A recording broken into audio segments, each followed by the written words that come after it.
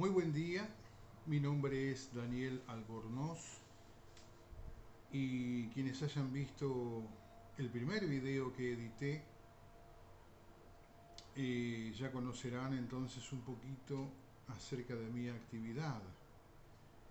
Me dedico a la enseñanza de los escritos sagrados fundamentados en la ley de Dios. El otro día expliqué precisamente qué es la ley hoy, en la actualidad, sí, y no es sino el mismo Hijo de Dios.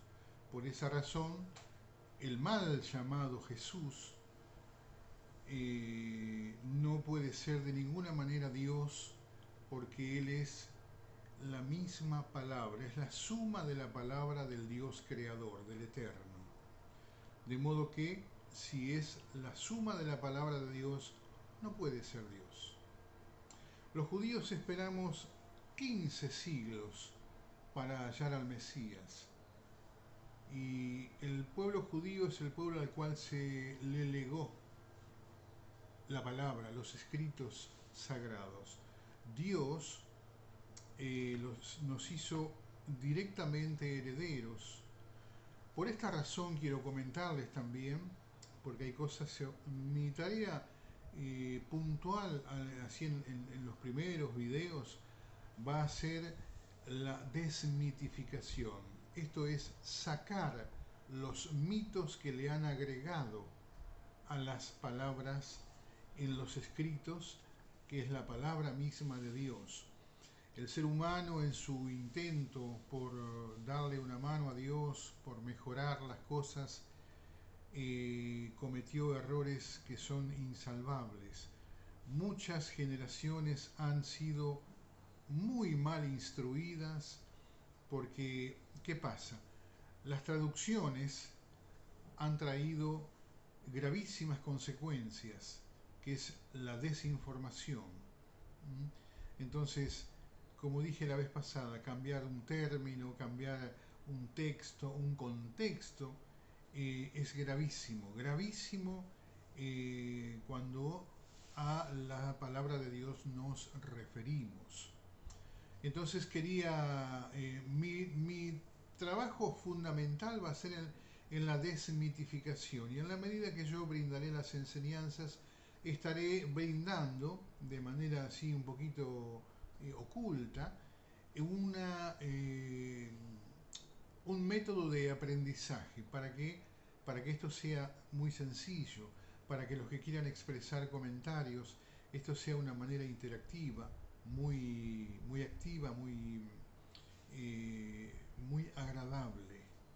Generalmente mis paisanos, el judío cuando se dedica a enseñar la ley de Dios, lo hace como si siempre tuviese delante de sí eh, a toda una gran congregación de judíos que son capaces de entender las cosas que están ocultas. No todas, pero mayormente el judío tiene una capacidad de discernir mucho más amplia, que es lo que Dios le ha dado. Esto no es presunción de nuestra parte. Entonces decía, la mayoría de los judíos que hoy enseñan lo hacen como si delante de sí tuviesen solamente una congregación de judíos. Pues mi tarea es hablarles a las naciones gentiles, a los miles y miles y miles de hijos de Dios que no han recibido, ¿sí?, la información correspondiente, por cuanto por esta razón no han conocido la verdad, y por esta misma razón desconocen al día de hoy lo referente al amor de Dios. Muchos dicen conocer, muchos dicen gozar del amor de Dios, pero si supieran que Dios no está limitado a una congregación donde se reúnen 3 o 4 veces en la semana, o 5 veces, lo que fuere, para cantar, alabar a Dios para que luego suba alguien a una plataforma a leer un texto bíblico sin la explicación correspondiente, y luego venga el líder espiritual, ¿sí?, para ofrecer un mensaje. Lo que ofrece es lisa y llanamente una prédica, no está ofreciendo una enseñanza. Y aquí está el fundamento del pueblo de Dios. El pueblo de Dios siempre se movió en base a enseñanzas. Y esto es lo característico, esto es lo que caracteriza al pueblo de Dios, el conocimiento, la sabiduría. Entonces, tenemos que trabajar entonces en la desmitificación, es sacar los mitos que han agregado a la palabra de Dios, cosas que Dios nunca jamás tuvo en su corazón mencionar, decir, expresar, comentar, mucho menos enseñar. Entonces le han puesto palabras en la boca del Mesías, el Hijo de Dios, han puesto palabra en los discípulos de ese Hijo de Dios. Les recuerdo que el Mesías no tuvo apóstoles. Apóstol es un término griego, que el idioma griego nada, pero nada tiene que ver con los escritos sagrados. El idioma griego fue uno de los encargados de deformar la palabra y de agregar términos que son inexistentes y debieran ser inexistentes en el pueblo de Dios. Cito algún ejemplo,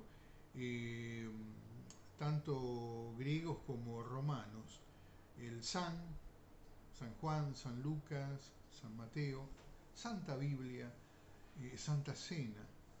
Términos como apóstoles, obispos, esos términos solo existen en otros credos, no aquellos que buscan al Dios verdadero, al Dios de Abraham, al de Isaac y al de Jacob. ¿Sí? Los hijos verdaderos de Dios, los hijos escogidos, porque todos somos hijos de Dios, obedientes y desobedientes. Pero los obedientes, que son los escogidos, ¿sí?, ellos no tienen por qué emplear términos que están fuera de la verdad de Dios. Entonces, vamos a trabajar, como dije, en la desmitificación. Se emplea generalmente, también lo mencioné en el primer video, como Biblia aceptada para el habla gentil, la versión de Reina Valera del año 1960. Esta versión, que aún siendo la más aceptada, tiene más de 2.500 errores de traducción. Y esto lo mencioné también porque el idioma hebreo no tiene traducción directa al español o al castellano. Entonces se han utilizado, se apeló a las similitudes, lo cual parecido no es lo mismo. Y esta es mi tarea, la de traer al presente la riqueza de lo que encierra toda la palabra que Dios ha vertido y la que fue recogida por sus hombres desde la antigüedad. Ustedes sabrán que los primeros libros de la Biblia, hablo de Bereshit, Shemot, o sea, Génesis, Éxodo,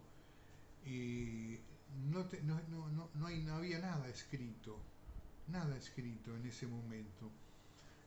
Dentro de la cultura, para lo que fue luego la cultura hebrea, estoy hablando, no había nada escrito. El Génesis se escribió recogiendo relatos de gente que venía de un extremo y de otro, de los territorios de aquella época, y entonces así se compiló el Génesis. La Biblia no fue el primer libro en ser escrito, esto quiero que quede claro, porque hay gente que piensa que la Biblia fue el primer libro que se escribió en las culturas, y de ninguna manera. 3.500 años antes ya había escritos, ¿sí? Ya había grabados, había organizaciones sociales, culturales, que funcionaban de tal manera. Por citar un ejemplo, los hindúes ya tenían los escritos Vedas y entonces ya de esa manera ellos tenían, sí, sus libros sagrados, tenían sus libros de alabanzas, de adoraciones, así como tiene el judío hoy el Midrash, que es un libro de oraciones y de cánticos. Aquellos antiguos hindúes, mucho antes de ser escrita la Biblia, ellos ya tenían escritura, ya tenían,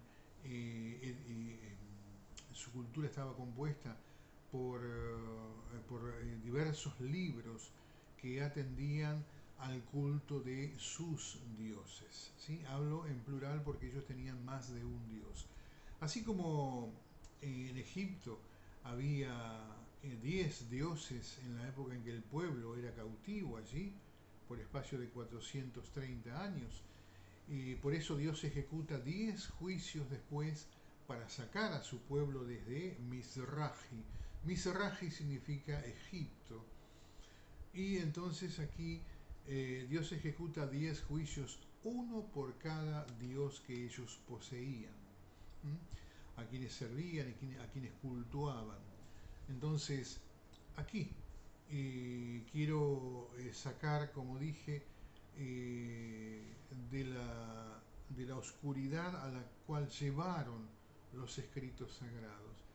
Miren, voy a comentar un hecho que le es bastante familiar al pueblo gentil, y es lo sucedido en la noche en que el Señor fue entregado, el Hijo de Dios, siempre me estoy refiriendo por Señor aquí en la tierra, por el Hijo de Dios, en la noche que fue entregado, ¿sí? Para su posterior crucifixión, porque en síntesis él no tuvo, no se emitió juicio sobre él. Simplemente hablaron como lo hacen en la actualidad los políticos, hablaron entre sí y cuando la situación estaba muy crítica le cargaron toda la responsabilidad a uno solo para que decida. Entonces eso no fue un juicio justo, un juicio verdadero. Entonces aquel que se sentía más fuerte y creía que era el más fuerte fue el que emitió la última palabra, y entonces el Señor fue entregado a las autoridades, dice. Y siempre se habla de un tal Judas, que el término está muy mal traducido porque su nombre original era Judá. Judá, el que provenía de una tierra llamada Iscariot. ¿Sí? Por eso se tuvo la mala costumbre en las traducciones de decir María Magdalena, como que era nombre y apellido.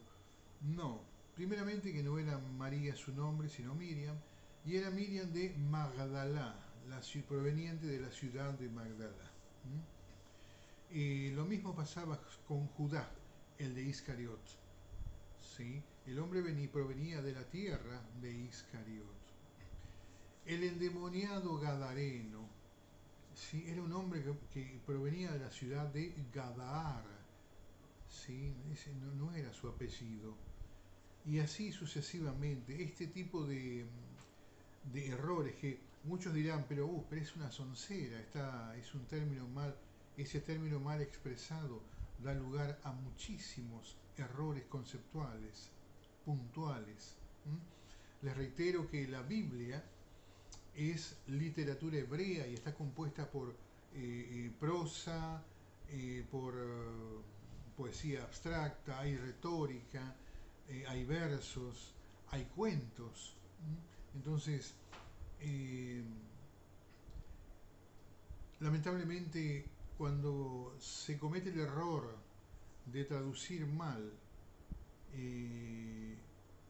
se lleva a la gente, al que lee, a interpretar mal, entonces aprende mal.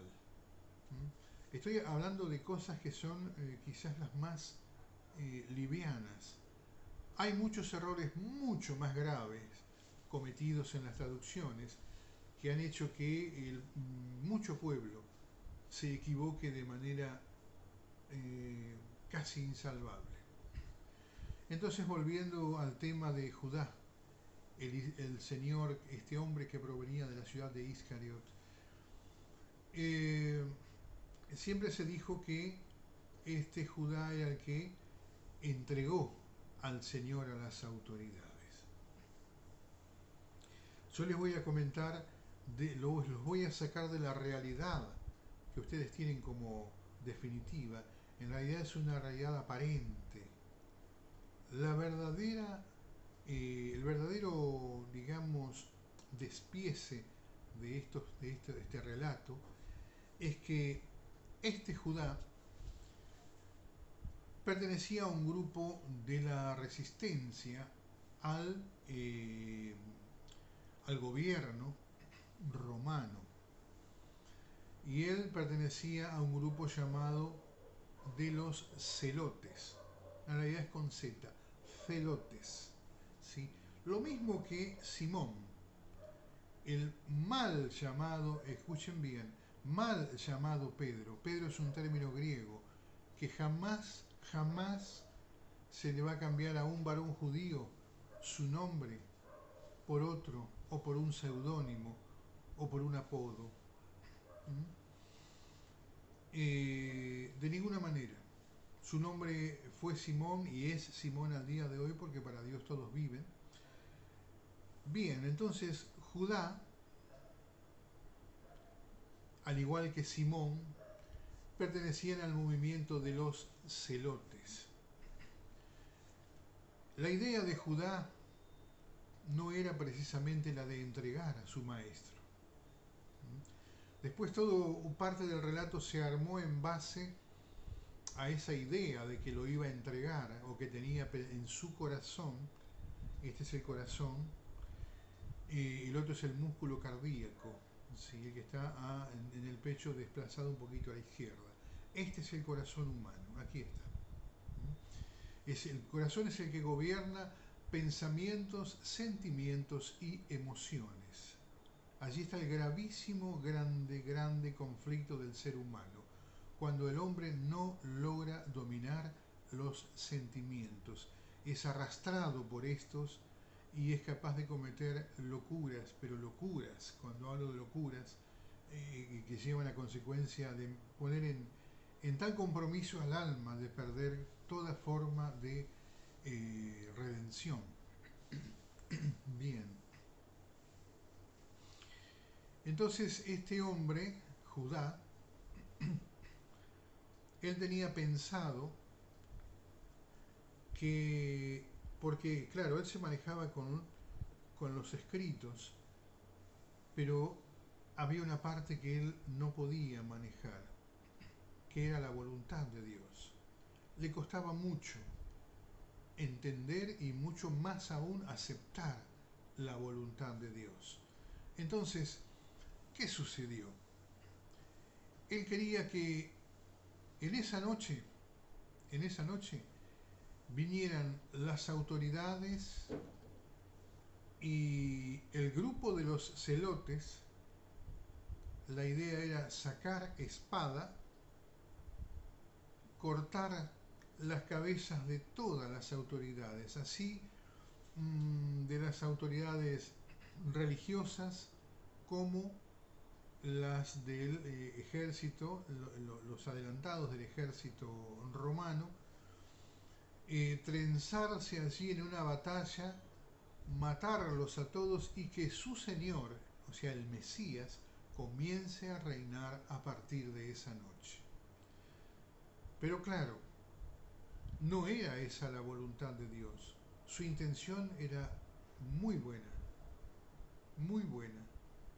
Él deseaba que su maestro, y que él estaba convencido que era el Mesías, y él estaba convencido que era el rey de Israel, tenía que comenzar a reinar a partir de esa noche. Lamentablemente no era esa la voluntad de Dios y entonces esto fue desvirtuado. Él dijo, le entregaron unas monedas por entregar al Señor. Lo que él hizo no fue entregar a su maestro, fue traer a las autoridades con el fin de, llegado el momento ahí, se desate una gran contienda, tengan la oportunidad de sacar espada y cortarles las cabezas, matar a las autoridades y que entonces su Señor, el Mesías, comience a reinar a partir de esa noche. Como no era la voluntad de Dios, las cosas no se dieron como él tenía pensado y por consiguiente, bueno, fue y se suicidó, o sea, atentó contra su alma. También aquí está el alma. ¿Sí? Hay un lugar muy específico dentro del cerebro que ya les voy a comentar, donde el alma humana reposa. Entonces, este es el comentario que les estoy haciendo, un paneo para que puedan ubicarse. No quiero abundar en mucho detalle, en mucho dato estadístico para no generar una confusión. Sé que muchos van a desaprobar lo que estoy diciendo, pero no puedo más sino que declararles lo que es la verdad absoluta. ¿Sí? Ya les dije, las traducciones han hecho mucho daño, han generado mucho daño al respecto a los escritos sagrados y esto hay que, Dios ha determinado que a partir de estos días eso hay que revertirlo. Sus hijos escogidos están dispersos todavía, pero pronto comienza a juntarlos, comienza a reunirlos, ¿sí?